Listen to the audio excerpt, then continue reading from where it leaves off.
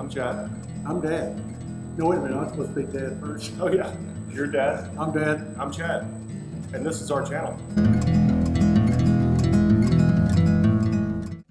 All right guys, we're at it again. I think I've told you guys this 1,000 times, but we've been very busy with life and work and haven't been putting very much love in this plane. Y'all can tell it took us a month to get a video out. We're working on these cables. I think our last video we were installing these guys and trying to figure out where they went. I think you guys know if you're putting one of these together, building one of these airplanes is about 90% doing things in the right order. Well, I'd say 60% doing things in the right order, 30% looking for parts, and we have 10% actually doing work. So there we are. The mixture actually goes over here, down. Let's see, where is that sucker going? Okay. So the mixture goes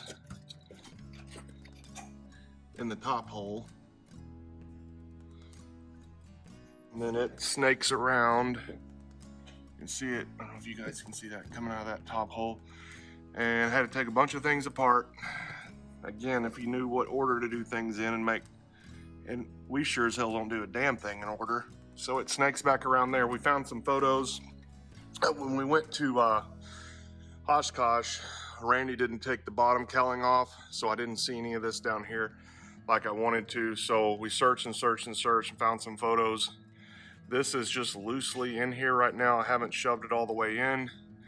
A tip here, you want to have this guy all the way forward. And to adjust that, you can move this L bracket. It's on one bolt right now, so it'll pivot. Now, let me show you guys what I wanted to show you. So you notice the mixture is all the way in, okay? You have to press this button for it to come in and out, and then you can screw it at any time. But to do a long pull or to go all the way, you have to push the button, pull it. So Dad made sure it was pushed in all the way, and then I came down here. At first, we had a little bit of, it wasn't going in all the way, so I rotated this, and that gave it what it needed for it to be all the way at its stop point. I mean, for the mixture to be pushed all the way in. So this will rotate. I've got it where I want it. Now, this, if you guys have done this, you know this is a son of a bitch. These bolts, they come with different bolts from Continental factory than these studs. So you have to take these out. And a friend of mine that was an IA came and helped me do that. And I think we ended up having to use channel locks to get those things out. It was crazy. 2-bolt method channel locks. So we got these guys in here, torqued everything down to spec.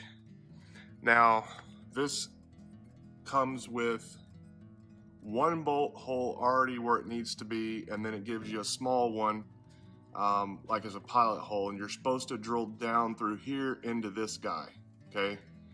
Well, I'm not taking this back apart.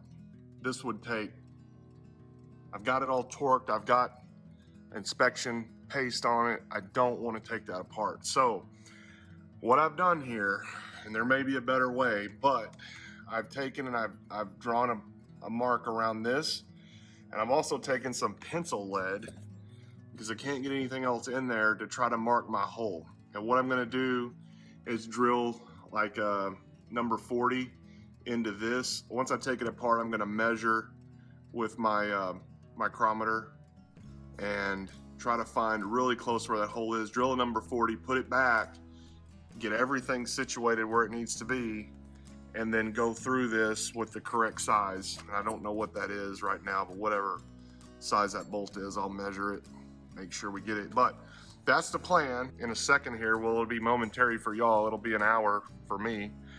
You guys will see what works. So give us a second and we'll get right back, let you know what happened and what we screwed up. All right guys, we're back. Took us an hour, like I said, maybe more. So we took the exhaust off, the muffler.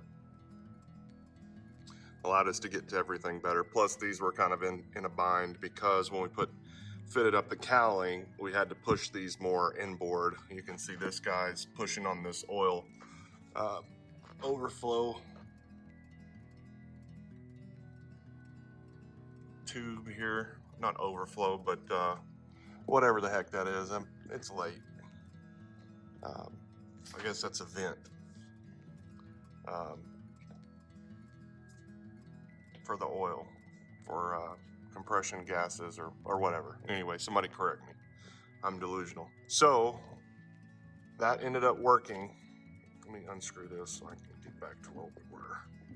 This is all going to change because we've got to install the fuel flow transducer, so all this is going to change. I don't like how long that is, but you know, Rand says that's what works. So what I did is Dad took a piece of pencil lead out of a pencil, and I didn't know if it would work or not, but we stuck it down in there and kind of made a circle. Y'all saw it earlier. And I went ahead and traced this as well because I wasn't sure if that was going to work. And when I took it apart, sure enough, that circle was right there. So I used a punch, center punch, punched it, and I drilled it out to a number 40, but I think it comes as a number 30. So anyway, I drilled it out, bolted this one down and loosely, and I stuck the number 40 back up through here and got it straight. And then I chased it with a 3/16 or transfer drilled it because 3/16 bolt. Went back and read the instructions, and it's a number 11. So ended up being very careful not to hit anything and chased it up through here with a number 11. Everything worked out. I ended up thinking this is a spot I was supposed to grind down that was hitting. It wasn't. Then I thought it was this side because it was all backwards. It wasn't. So third time's a charm, and we got clearance here. This is very close to the frame. I'm gonna have to watch that. If it touches, I might end up having to take it off and grind it down a little bit. I don't like how close that is.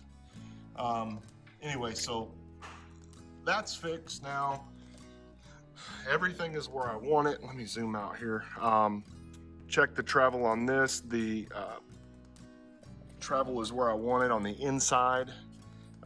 Okay, so this guy would not slide in here. So rather than force it, I went and got my files out and just kind of filed a little bit at a time. And finally it slid in there just perfect. So we're gonna stop for the night. I got this tightened down.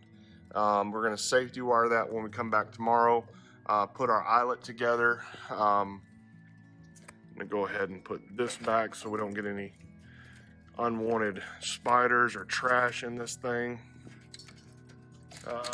Wow, yeah, that's gonna be gonna have to figure that out later.